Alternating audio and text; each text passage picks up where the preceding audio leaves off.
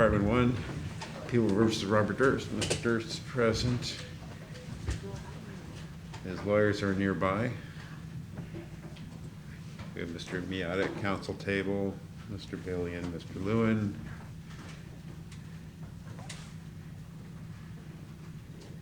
Let's see, we have, you have issued a transcript to folks who requested it. And this is a testimony of a witness who is conditionally examined. Yes, Your Honor. This is going to be the videotape testimony of Stewart, Altman, and I have a flash drive containing that video, which we'd like at this point mark for identification as People's 174. And there's a corresponding transcript, which I'd like marked for identification at this point as 174A.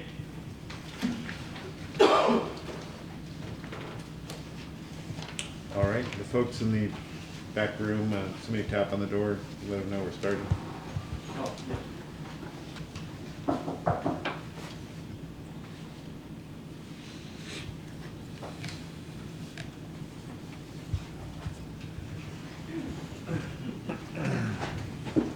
Maybe they know it's you, Shannon.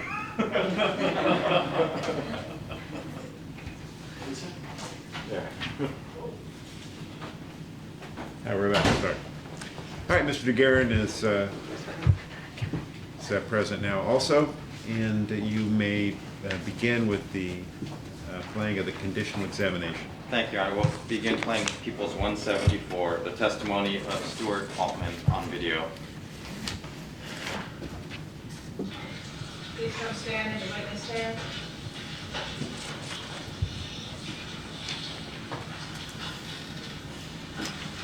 Please raise your right hand. Do you solemnly state that the testimony about to give in the cause of the before this court shall be the truth, the whole truth, and nothing but the truth, so help you God?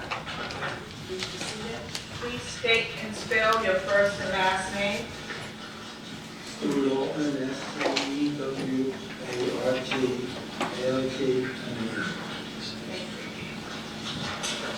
Mr. Lewin, you may inquire. Good afternoon. Mr. Altman, how old are you? 74. And you are married to Emily Altman, is that correct? Yes. And how long have you been married?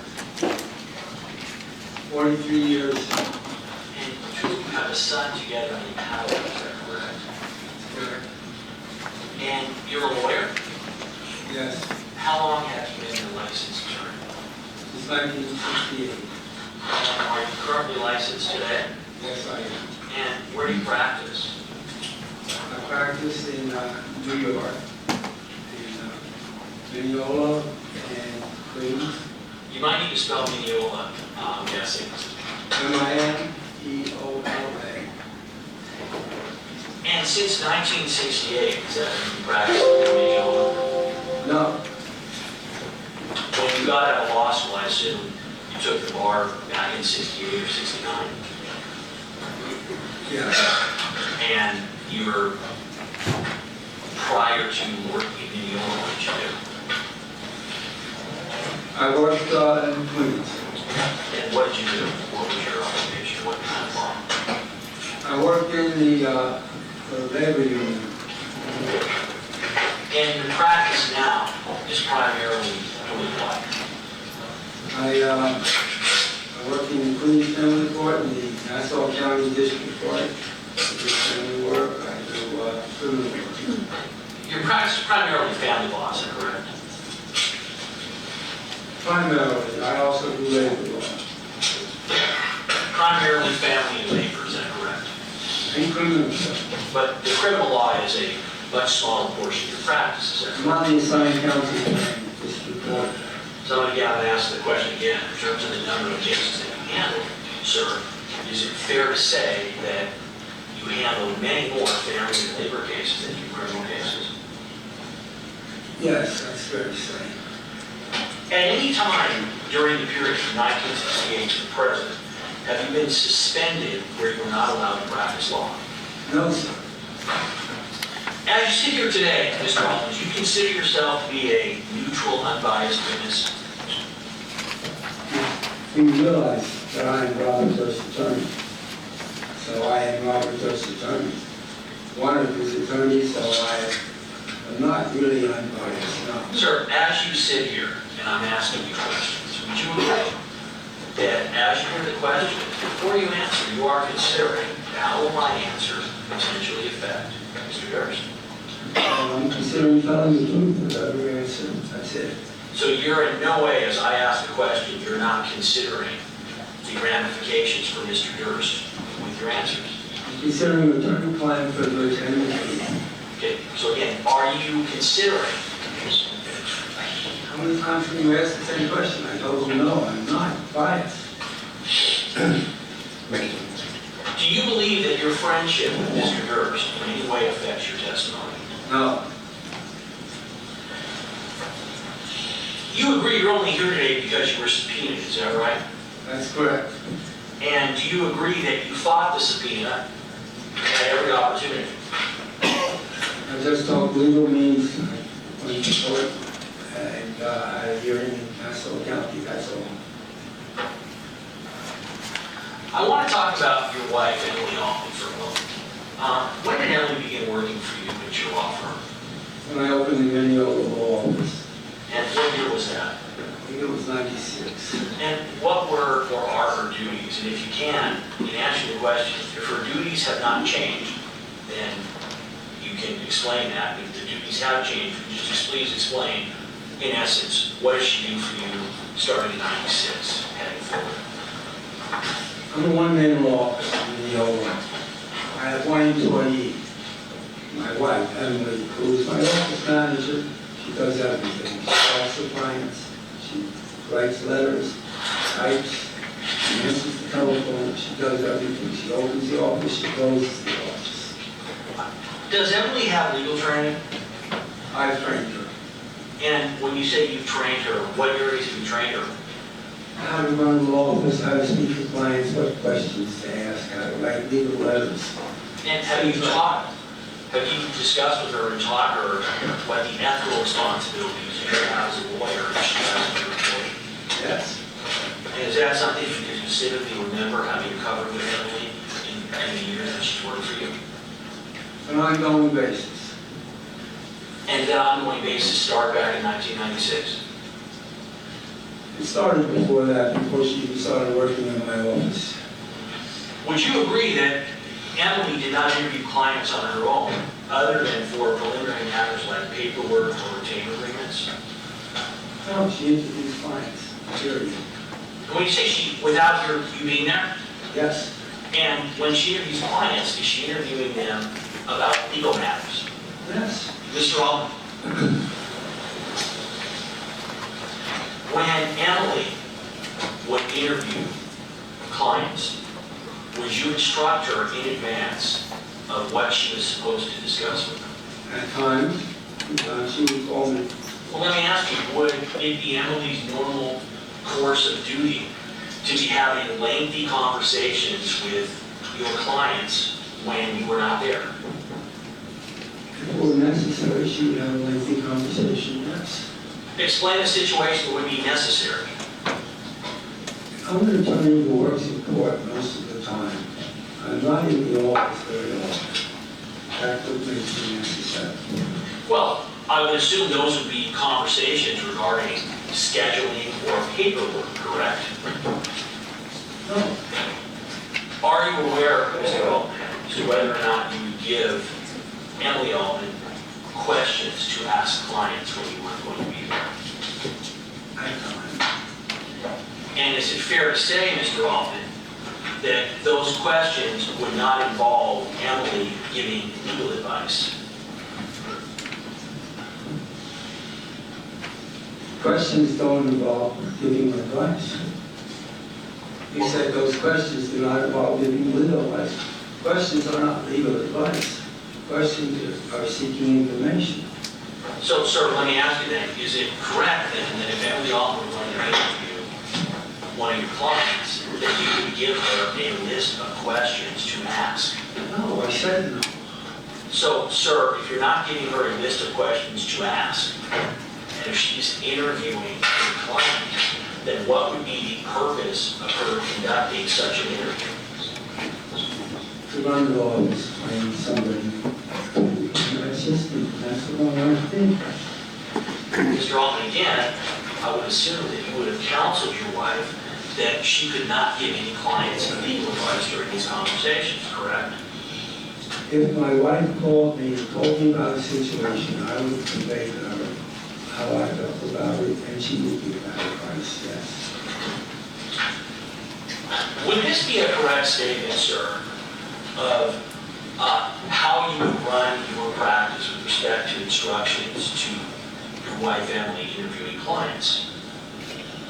Would you give her a list of questions to ask clients that you would write out, and then she would give them, give back to you the answers? Is that a correct statement?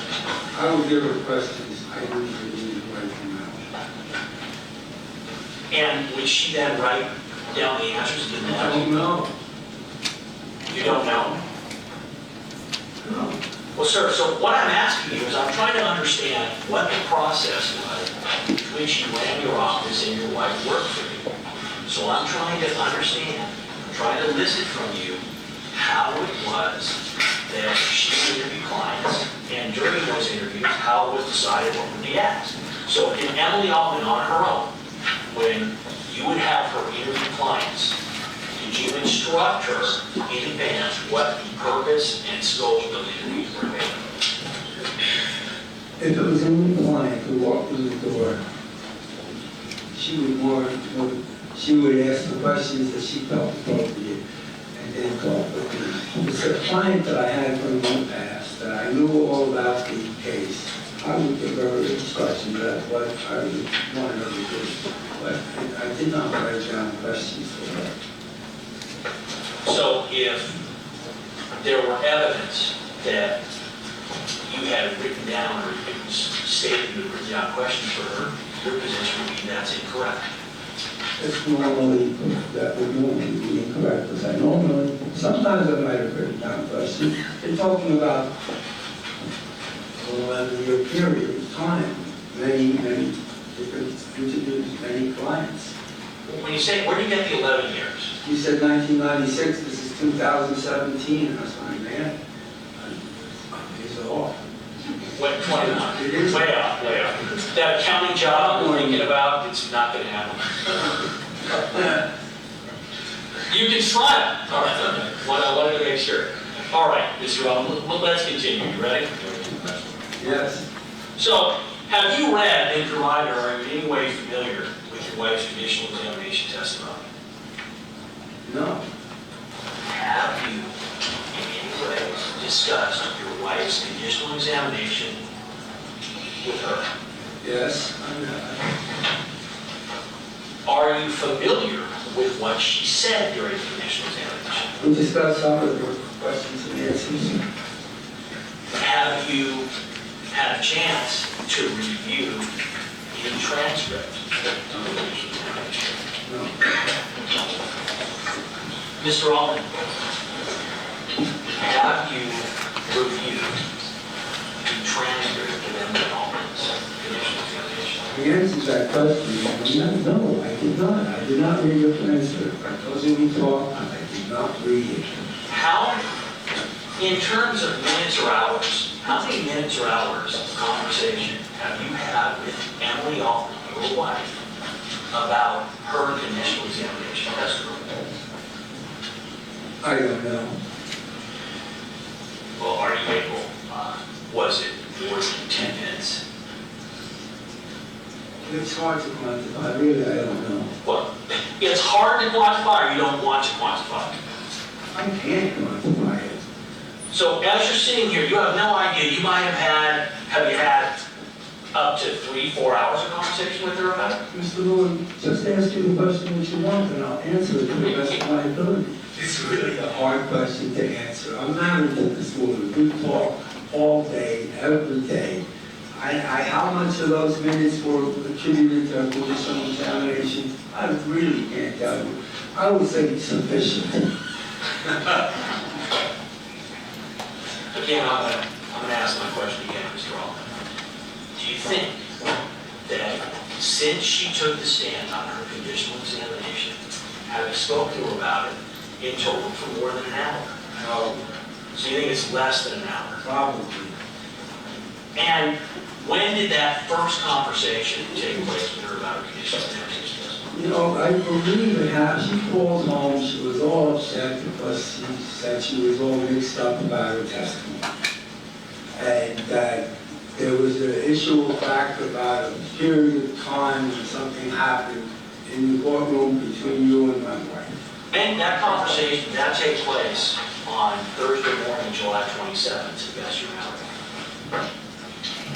I'm not sure when it took place. It was maybe Wednesday night, maybe Thursday morning. I'm not sure. And by Wednesday night, Thursday morning, when the court takes judicial notice that July 26th was a Wednesday, July 27th was a Thursday, and then you were in court on all this initial examination, both days. Well, And when you're saying Wednesday or Thursday, are those the days that we're referring to, Mr. Altman? Yes, sir. 27th of July. Yes, Okay. So she called you. She's the one who called you. Is that correct? yes. Do you remember what phone she called you on?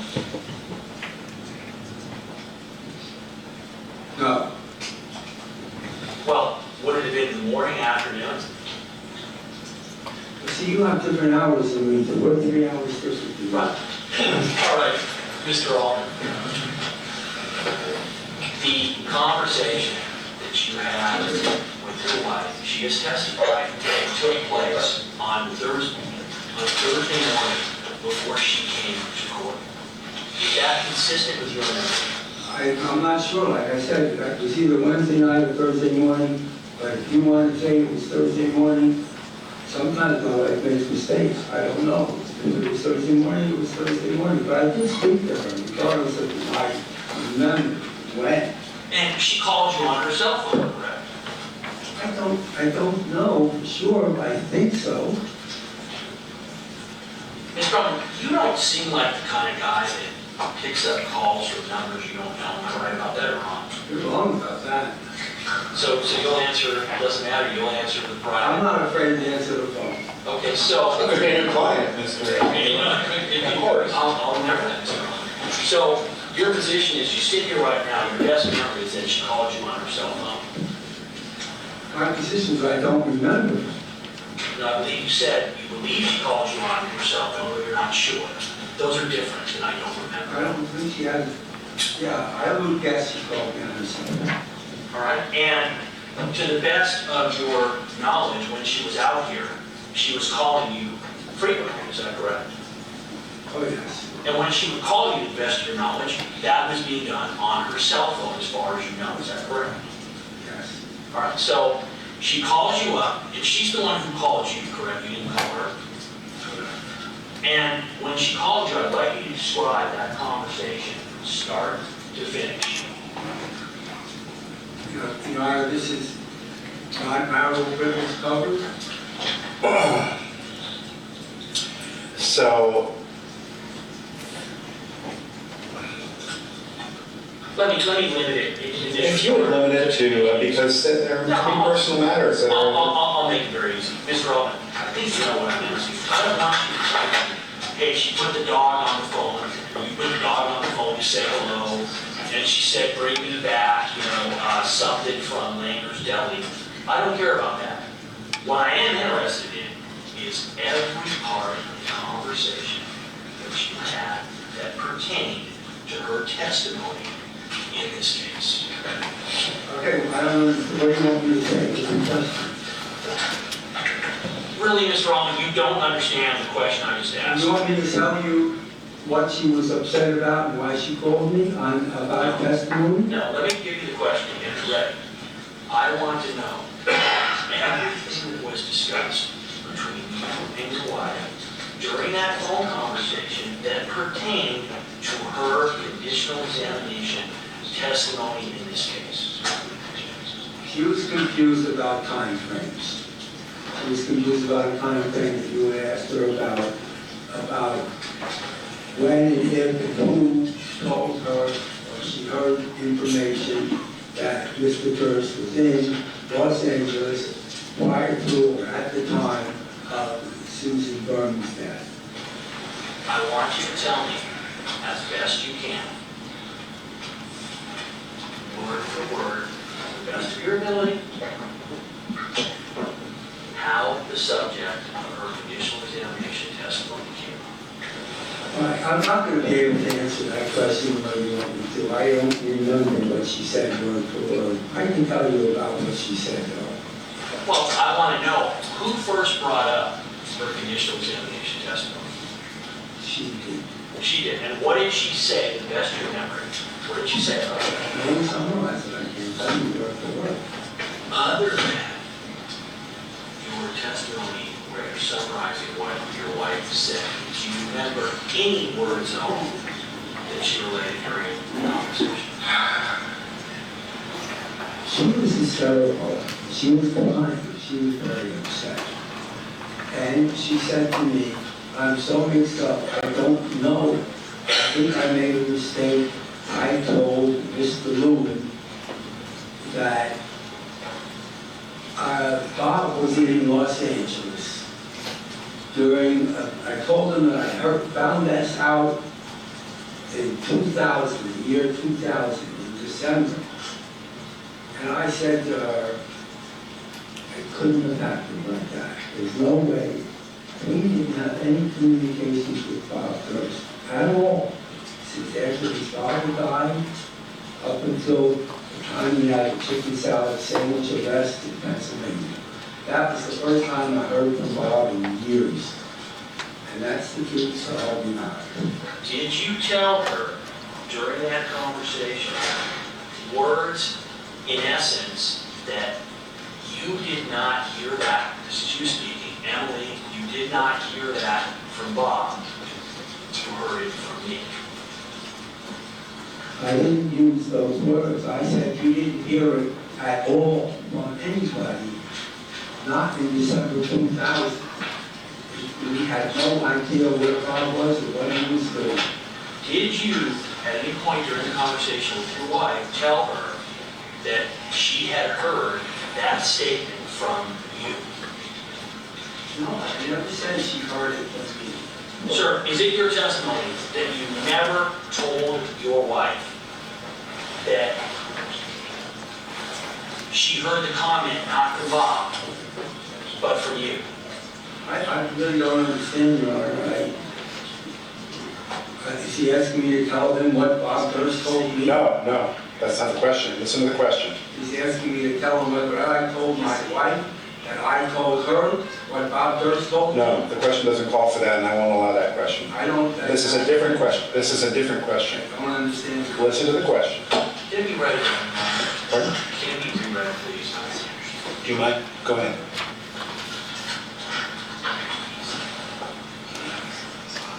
Sir, is it your testimony that you never told your wife that she heard the comment not from Bob, but from you? You're talking about never, like even up until today? Yes, I'm saying, what I'm asking, sir, did you tell your wife during that Thursday conversation that she was mistaken in her testimony? Yes, I am. No, that's the question. I answered that question. Yes, she told me I told her she was mistaken. She didn't tell me she was mistaken. I said, you're wrong. And the part that you were telling her she was wrong about, was it that Bob Durst had made the statement, or were you telling her she was wrong regarding the time that Bob Durst made the statement? First part was wrong because she didn't say she was mistaken. I told her she was mistaken. I told her there was no communication. I didn't say there was any communication. I did. There was no communication, so there's no way we could be right about that. So you told her that she could not have heard from Bob Durst that he was in Los Angeles in December 2000, is that correct? Correct. And you also told her that she could not have heard that Bob Durst was in Los Angeles in December of 2000 during the period of December 2000 because you weren't talking to him. Is that correct? Your wife testified, in essence, that you told her, no, Emily, you did not hear that, meaning the comment Bob Durst said he was in Los Angeles or Beverly Hills in December of 2000 from Bob. You heard it from me. No, So you never told your wife that? not in December. I told her, I did not, I told her we had no, I told you, I answered this question 4 times. If you asked me 5, I hope I answered the same way again. I did not tell her I had any conversations with her about Bob Durst in December of 2000. I had heard from Bob Durst for 5 years. Did you at any point, sir, did you tell your wife during that conversation? I'm not talking about the timing of the original conversation with Mr. Durst. You understand? I'm going to separate. There's timing and there's content. You understand the difference?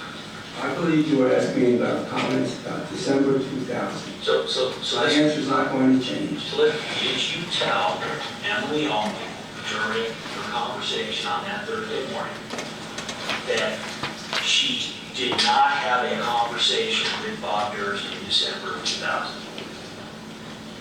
Yes. And what else did you tell her about the timing of the conversation she allegedly had with Bob Durst? What else was discussed about that? I said it didn't happen, it didn't exist. She's mixed up.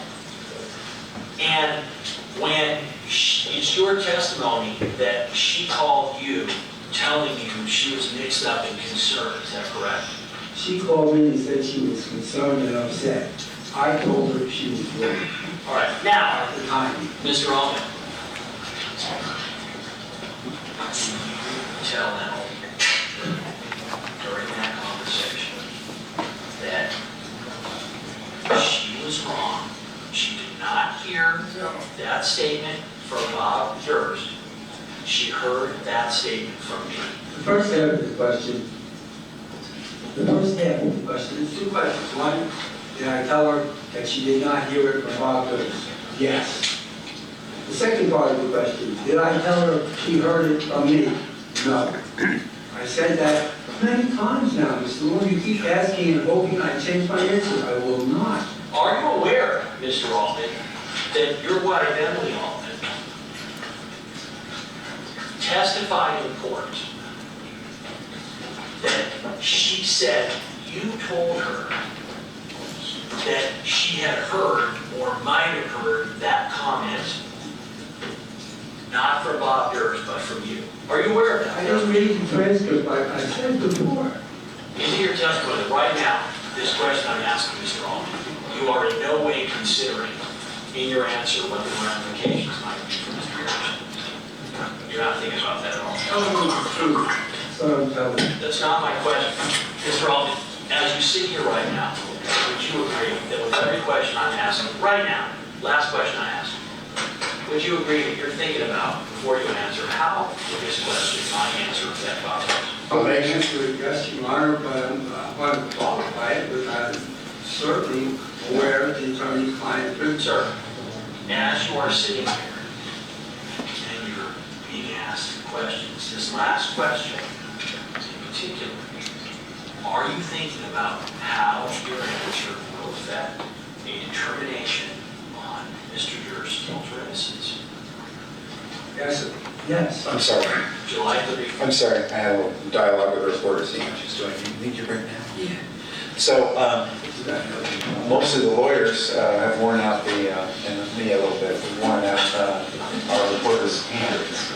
And so we're going to take our afternoon recess until 3:15. We'll resume at that time. You order to return and not discuss your testimony with any other witness.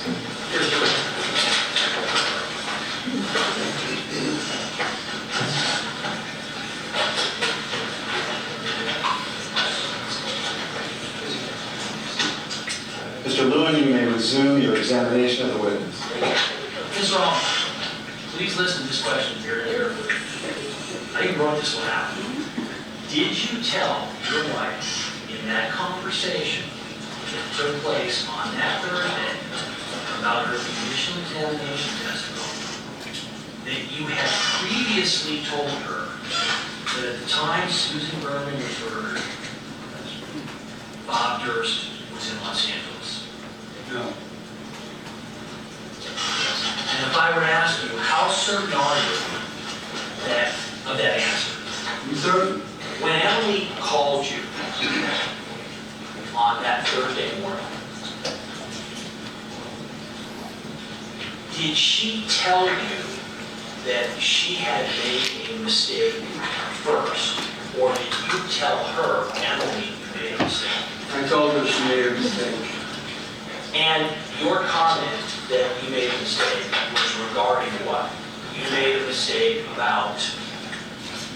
Knowing anything about Bob Durst's whereabouts in December of 2000. When Emily called you, did she in any way express to you that she was concerned that her testimony had damaged Mr. Durst?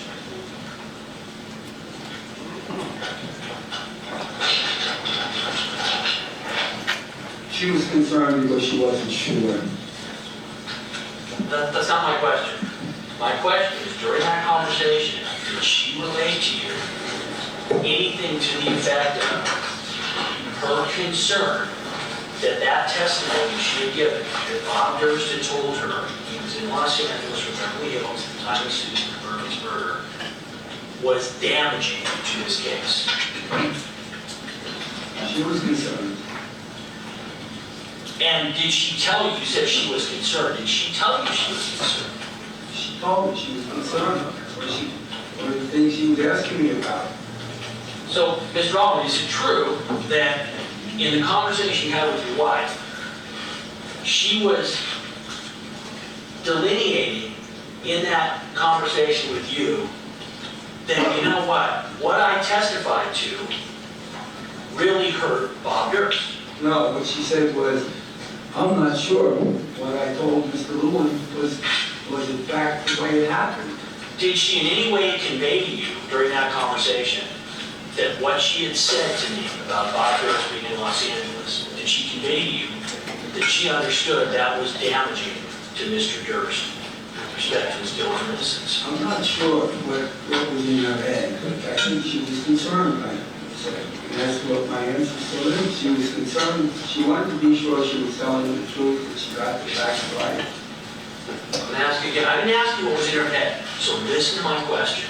You asked me if she was concerned. You asked me if she was upset. I asked you, did she verbalize to you in any way that she was concerned that that testimony she had given, and when I refer to that testimony, I'm referring to her testimony that she said Bob Durst told her he was in Los Angeles or Beverly Hills at the time of Susan Berman's murder.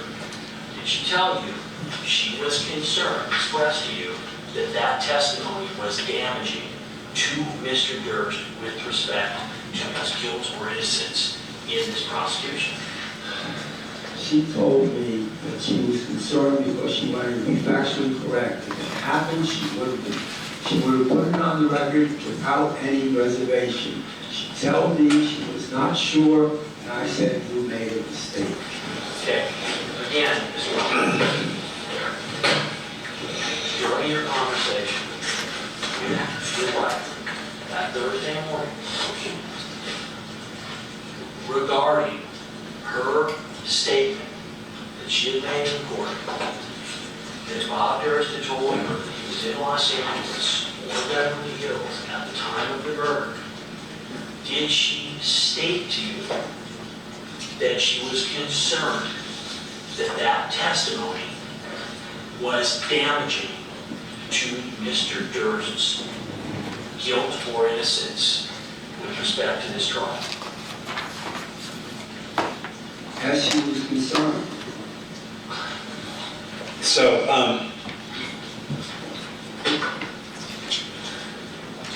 let the chips fall where they may. The answer calls for yes or no. You've given your explanation by way of your answer to each of these questions. You feel compelled to give an explanation to the answer, to explain the answer, or may have some concern that it would be taken out of context or misunderstood. That cannot be your concern. That's my concern, to make sure that you're not misunderstood. I understand the meaning of what you're saying, but in all fairness, Mr. Lewin will continue to ask the same question. It does call for a yes or a no. It's a bit wordy, but just the same.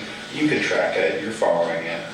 And I'm going to instruct you to answer it. You may ask her for that. I understand the question, Your Honor. It's just sometimes she doesn't come out and say these things, but I thought she was concerned, yes, the answer is yes. I understood the, okay. I mean, you're asking me to look in somebody's mind and know the workings of her mind.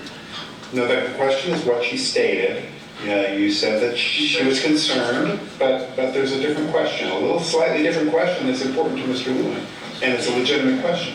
Did she tell you that she was concerned that the testimony that she had given regarding this issue was harmful to Mr. Durst?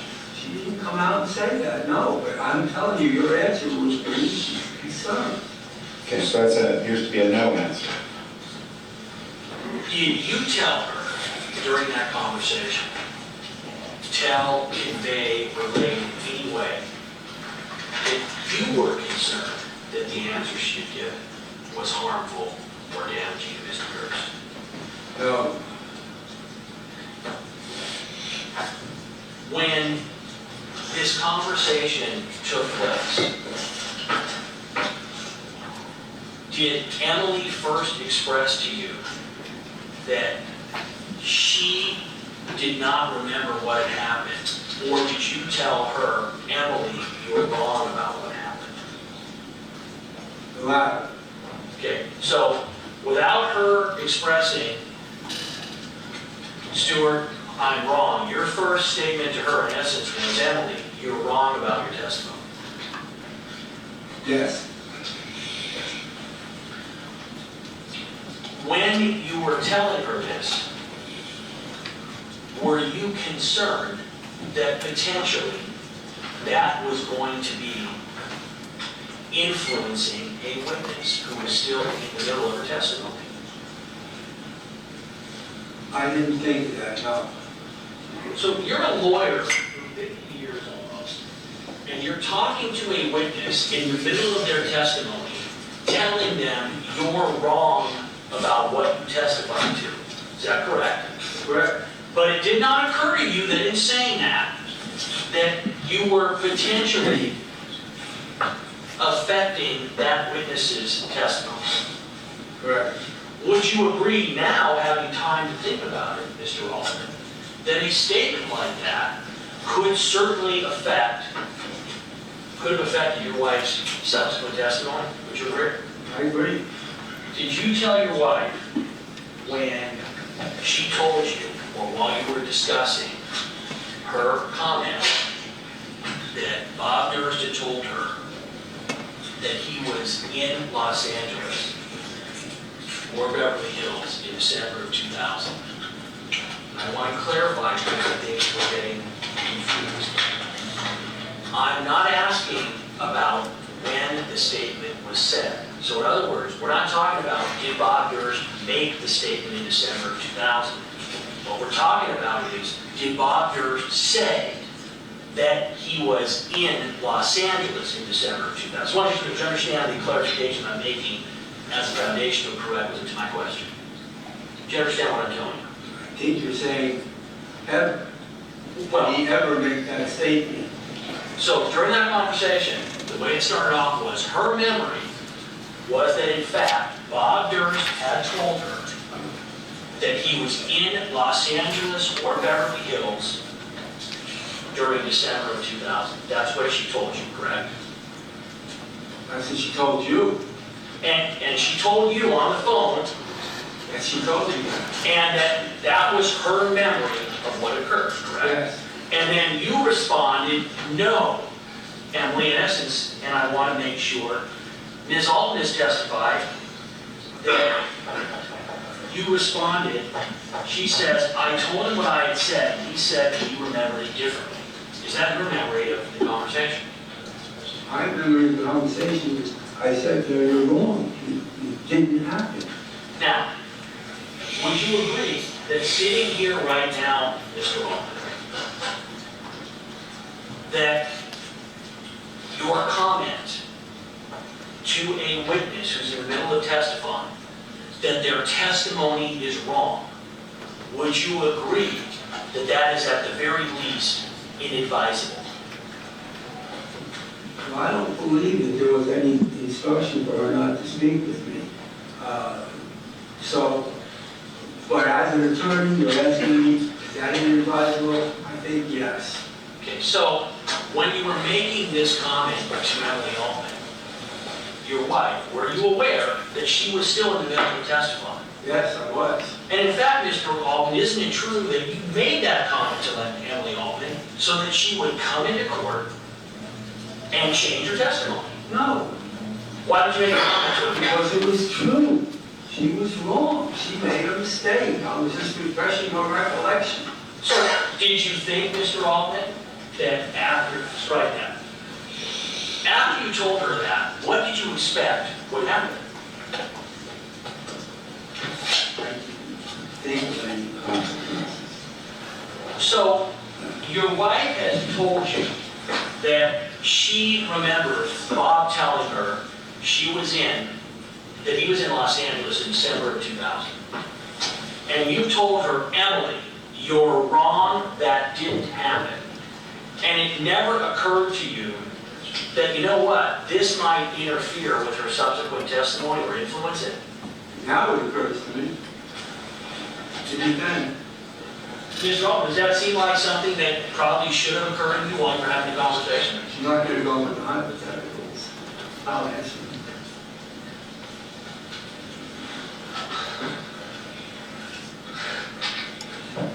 I can't remember. Was that something that now said, hey, I realize that was at least inadvisable, but it didn't occur to me at that time? That's the answer. Do you think, Mr. Altman, in hindsight, looking at it, that it's something that should have occurred to you? 20/20 hindsight, yes. And when you made that comment to your wife, is it your testimony that it was not an intention by you to influence her subsequent testimony? Correct.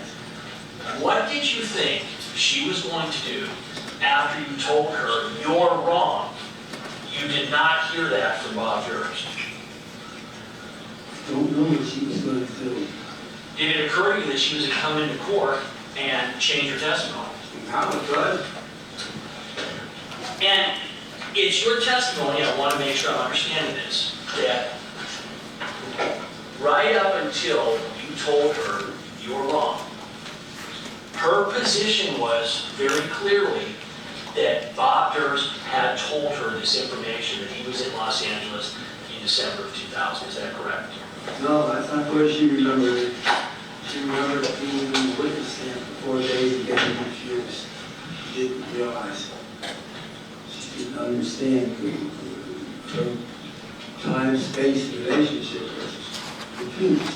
So, my question, Mr. Altman, is you testified that you were the first person to say you were wrong. She didn't call you up saying, I think I'm wrong. She called you up, correct, told you what her testimony was, correct?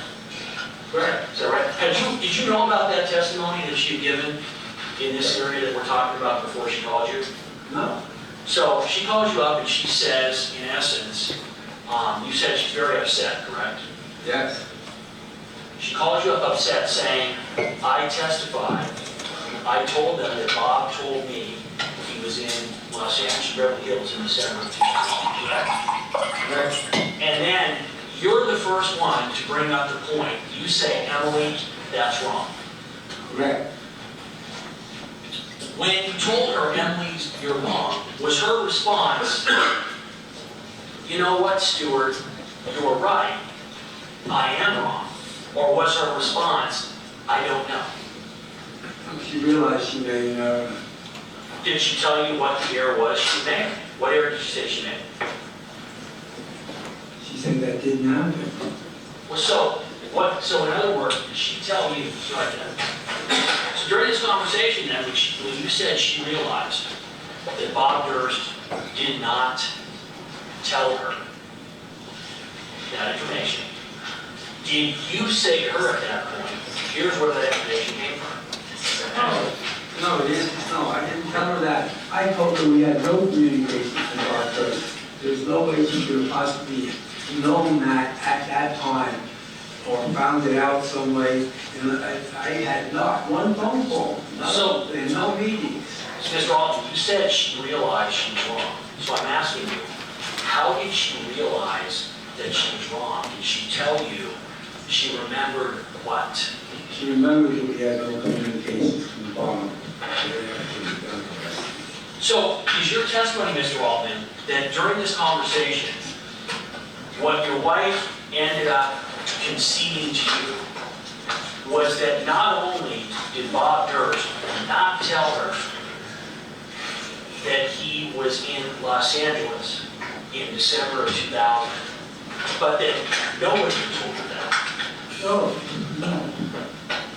And again, Mr. Altman, you're going back to the date of the conversation. So again, I have to separate this out. Your wife said Bob Durst told her he was in Los Angeles, in the city of Los Angeles, during the period of December of 2000. I'm not right now asking you any questions about when Mr. Durst allegedly made that statement to your wife. Do you understand? No, I understand this question. Your testimony that you told your wife, Bob Durst never told you that. Or is it your testimony that you told your wife, Bob Durst did not tell you that in December of 2000? Neither. Mr. Altman, during that conversation, after you said that to her, did she explain to you, or did the two of you discuss where it was she had gotten that information that Bob was in Los Angeles during that period of time? No, we didn't. You didn't inquire to her about it? Right. If she testified that you told her that in fact she might have heard that information from you, are you saying that is not your memory of what occurred? She might have said that to you. She didn't say that to me. That's not what I asked you. This is my question. Are you saying, Mr. Altman, that you did not say to your wife during that conversation, in response, no, you did not hear that information from Bob. You did or might have heard that information from me. No. Okay.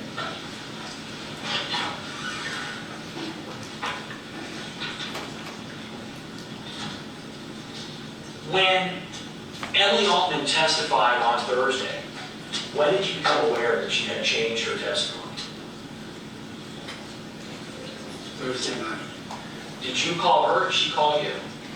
She called me. And during that phone call, did you discuss her testimony?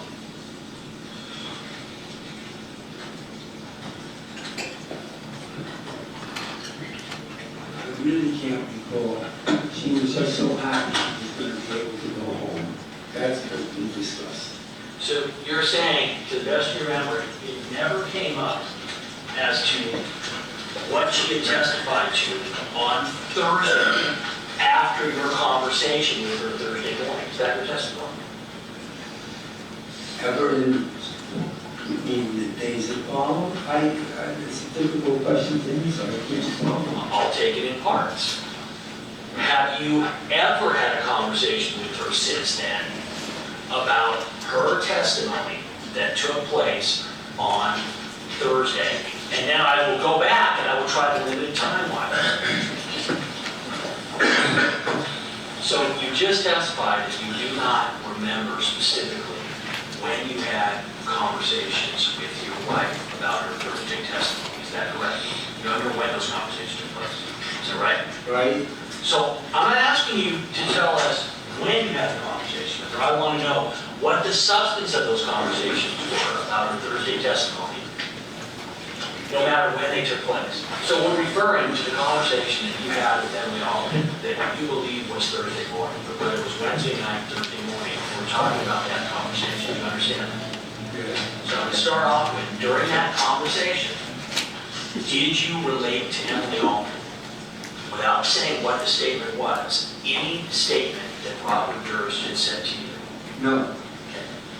Since that time, so now I'm not talking about just that Wednesday and Thursday morning, have you related to your wife any statement that Mr. Durst made to you with respect to his involvement in either the Susan Berman murder, the Morris Black murder, the Morris Black killing, the Kathy Durst disappearance, without saying what that is?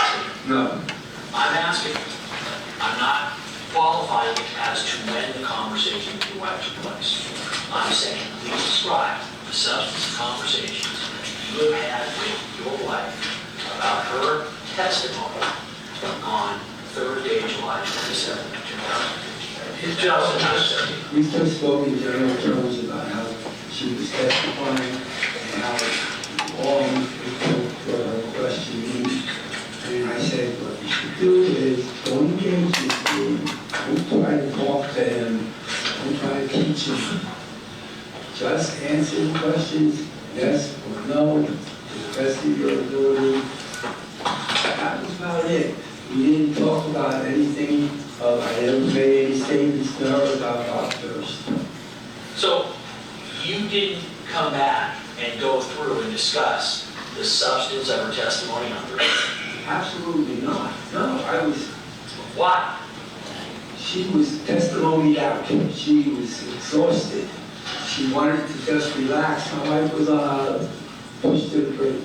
I think you know that. Okay, so that was July 27th, I'm referring to. She came home July 28th and then testified July 31st and came home. It's now August 29th, almost a month later.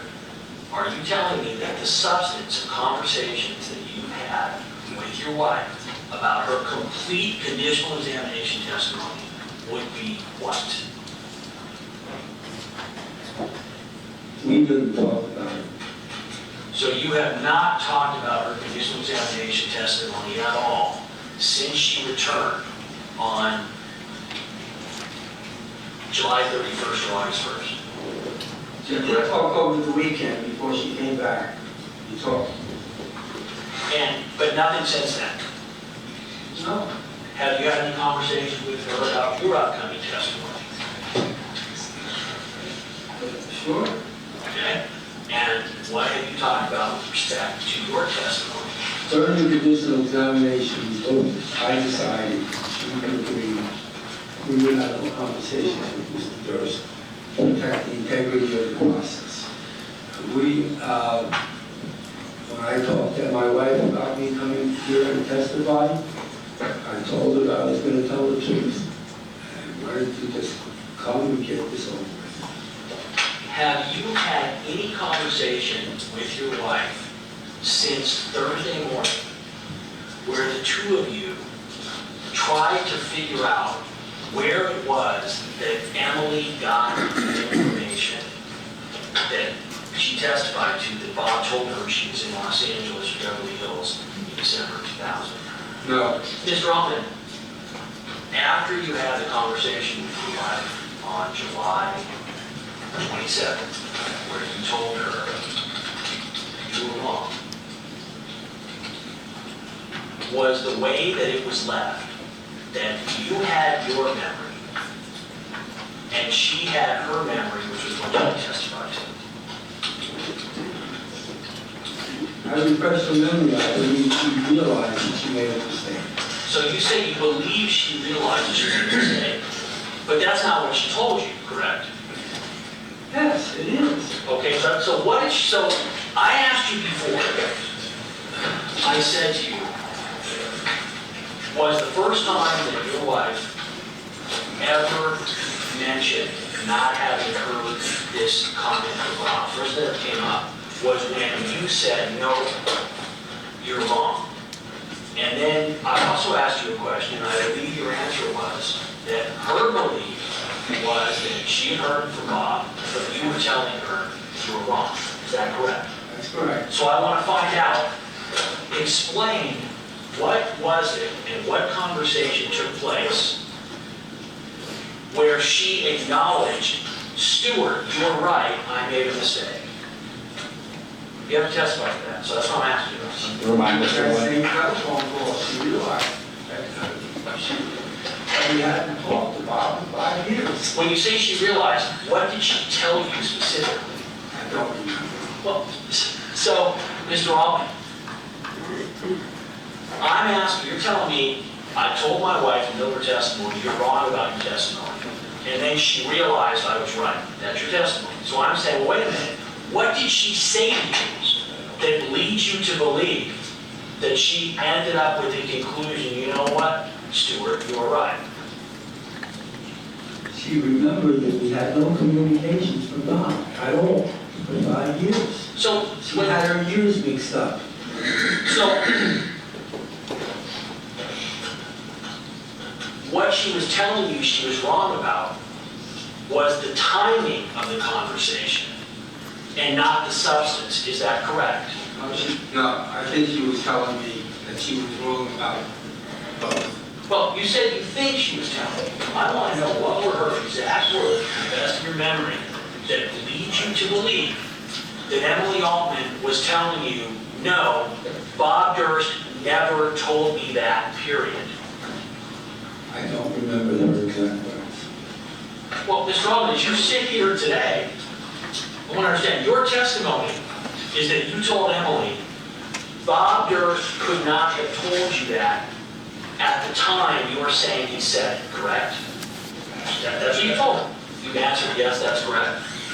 Right. So, Mr. Altman,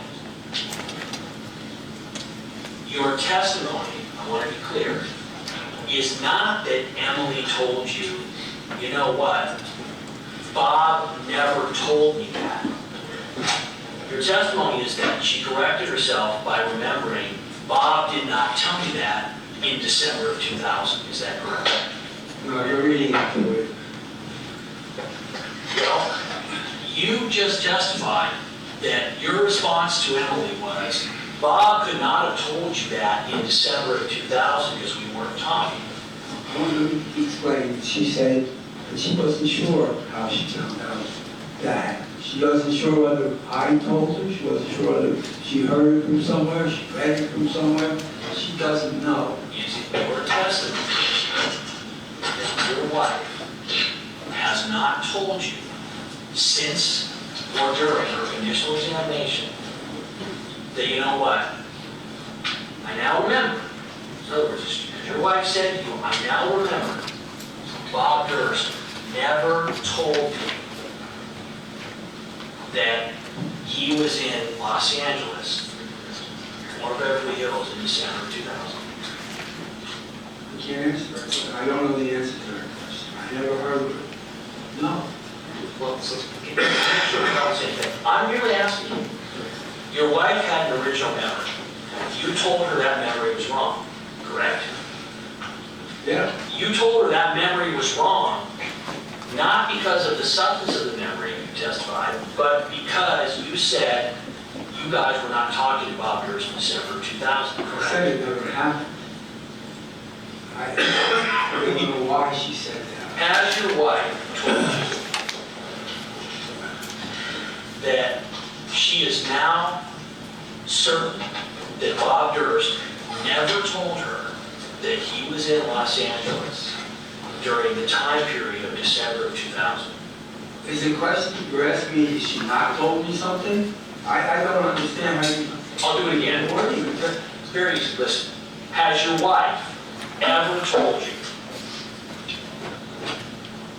that since her initial examination testimony, that she is now positive, she's sure, that Bob Durst never told her he was in Los Angeles or Beverly Hills in December 2000? She told me she's sure that he didn't tell her that in December 2000. So her position is she's telling you not that she's sure he didn't say it. She's saying now, in essence, I remember he didn't tell me that in December of 2000, but he did tell me that. He did tell me that in another period of time. Is that correct? She told me she wasn't sure how she came upon that information at all. Well, has she explained to you? She didn't tell you she came upon information that Bob Durst was in Los Angeles. She told you Bob Durst told her he was in Los Angeles, correct? That's what she told you. So, that is, and then when you were talking to her on the phone, you told her she was wrong about that, correct? Yes. So she related to you that same information. She related to you, in essence, Stewart, Bob told me he was in Los Angeles during the period of December 2000, and you responded to her, that's wrong. Is that correct? Yes. And now you are saying, your wife is now saying, you know what? I'm not sure of the timing of when Bob Durst made the statement. No, that's not what she said. So, well, Mr. Altman, what is she saying the last time you talked to her about that testimony? What is she saying about it? She's unsure about the facts. She doesn't remember. She doesn't remember. So, I want to be clear. So she's not telling you, she didn't respond to you, I'm sure Bob Durst never told me that. She's saying, I'm just unsure. Is that correct? She's unsure that she heard anything from Bob Durst. Is she saying that she doesn't remember who told her Bob Durst was in Los Angeles, in Beverly Hills? That she doesn't remember how she got this into her head. She doesn't know. So you are ordered to return to this court tomorrow morning by 10 o'clock a.m. and do not discuss your testimony with any other witness in the case until you are excused. And part 81 is adjourned. Does that mean we can leave? The witness, Mr. Altman, is resumed the witness stand. I'll remind you that you are under oath. Mr. Altman, the next question that I'm going to ask has to do not with the timing of when Mr. Durst made a statement, but the existence of that statement. And I'm going to be talking about the statements to your wife that she communicated. Just want to make clear in my question, I'm not talking about the timing of the statement. I'm talking about the content of the statement. Do you understand that? Yes. Okay. Has your wife ever told you that Bob Durst said to her, I was in Los Angeles or Beverly Hills at the time that Susan Berman was murdered? No. When was the first time that you became aware that your wife was under the belief that Mr. Durst had made that statement to her? Did your wife ever tell you that Bob Durst told her that he was in Los Angeles at the time of Susan Berman's murder? I want to modify that to be, did she ever tell you that Bob Durst told her he was in Los Angeles at or around the time of Susan Berman's murder? We had a conversation during the testimony I referred to yesterday. That's what I found out. Yeah, I'm sorry, and I should have thanked you for that. Other than that conversation that you testified to. No. Yes, it's not.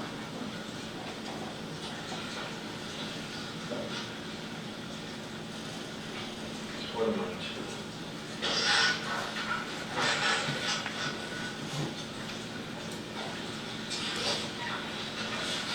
Can you tell me who is Susan Berman? The victim in this case, Did you know her? not very well. How many times did you meet her? A few, Did you ever spend time with Susan Berman and Bob Durst? not much. Did you know anything about Susan Berman and Bob Durst's relationship through your observations? I didn't spend that much time with them. I know about it from reading. Well, and I'm talking about prior to 2001. That's good. The second time I've seen a smile. That was a good one. I got to give you credit, Mr. Ross.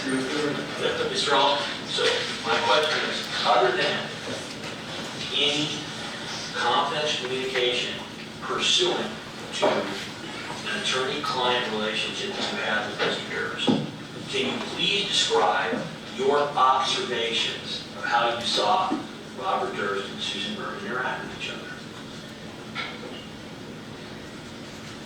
I didn't have very much personal observation of them together. I just know what I've read and seen. Well, so I'm asking, you see, I have very much. Okay, what you did have, would you agree to this statement? Susan Berman, based on your observations and your knowledge, apart from any attorney-client representation, was extremely close to Mr. Durst.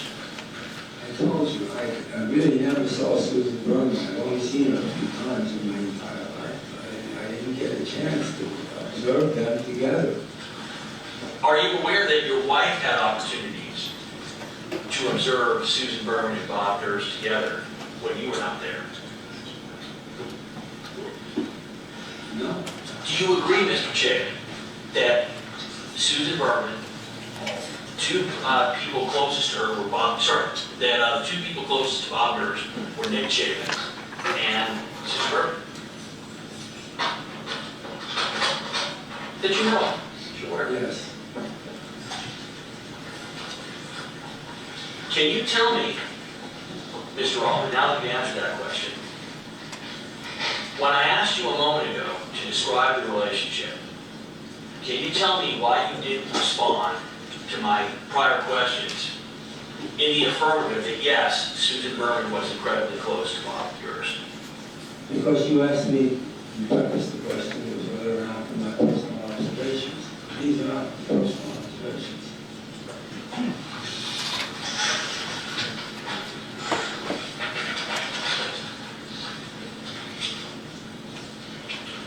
From what you were aware, with the exception of attorney-client privilege, would you agree that Susan Berman was a close confidant to Bob Durst? Yes. Would you agree that Nick Chapin was a close confidant of Bob Durst? Yes. Can you think of anybody else you know that was as close a confidant to Bob Durst as Susan Berman and Nick Chapin?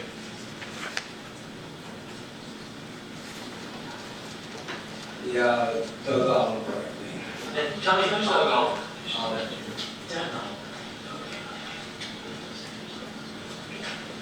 about Doug Oliver. Well, again, I can't tell you anything from personal observations. This is just what I'm aware. Oh no, who's Doug Oliver?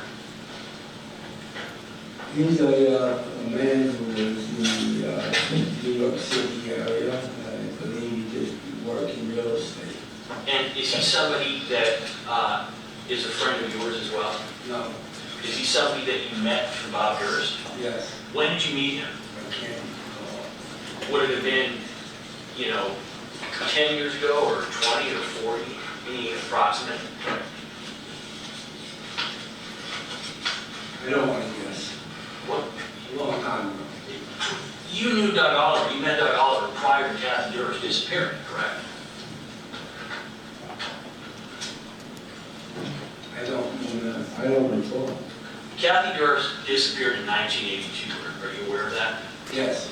So, to the best of your memory, do you think you knew Mr. Oliver before 1982?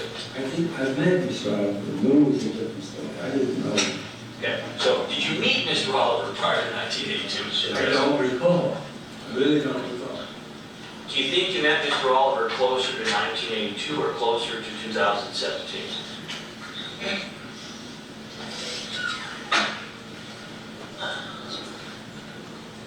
You're asking me to guess, and I'll make a guess that it's closer to 82. Can you tell me what was the extent of your contact with Mr. Oliver? I just met him. That's it. Anybody else other than Nick Chapin, Susan Berman, or Doug Oliver that you view as the close confidants of Mr. Durst? No. What about you?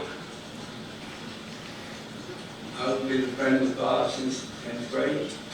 And would you call yourself a close confidant of Mr. Durst? Could you define the word confidant? You don't understand what the word confidant I means? don't know what you mean. Okay. Confidant, Somebody that you confide things in.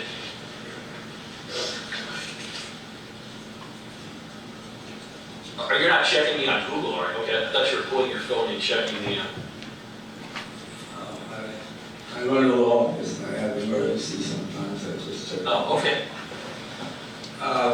Could you repeat the question, please? Well, you just had me define what I meant by confidant. Someone, You're asking if I am a confidant about? yeah. I'm an attorney also, so I get a lot of confidential information. You say confidant, confidential information, yes. So let me rephrase the question. Apart from your attorney-client relationship with Bob Durst, you said you've known him since 10th grade, correct? Yes. You were a confidant of Mr. Durst prior to going to law school, correct? I would say I was a good friend. And you remained good friends with him since 10th grade, correct? Yes. Would it be fair to say that even apart from your position as Bob's lawyer, apart from that, he has been a confidant, you've been a confidant of his for many, many years?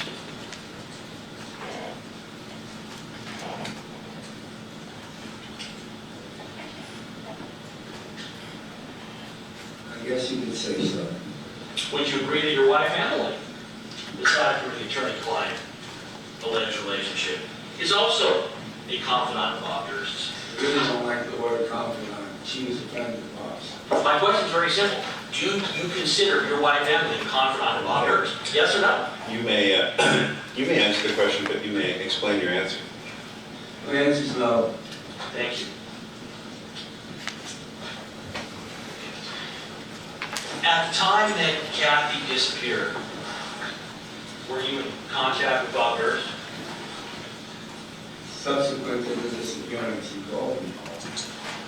Can you tell me the last time you saw Kathy Durst prior to her disappearance?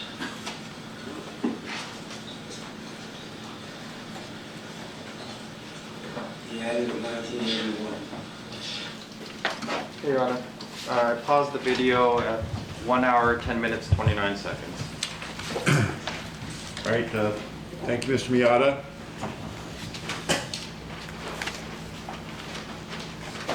Take a 90-minute break, returning at 1 o'clock sharp. Do not converse among yourselves or with anyone else on any subject connected with this case. Do not form or express any opinion on the case. We'll resume at 1 o'clock.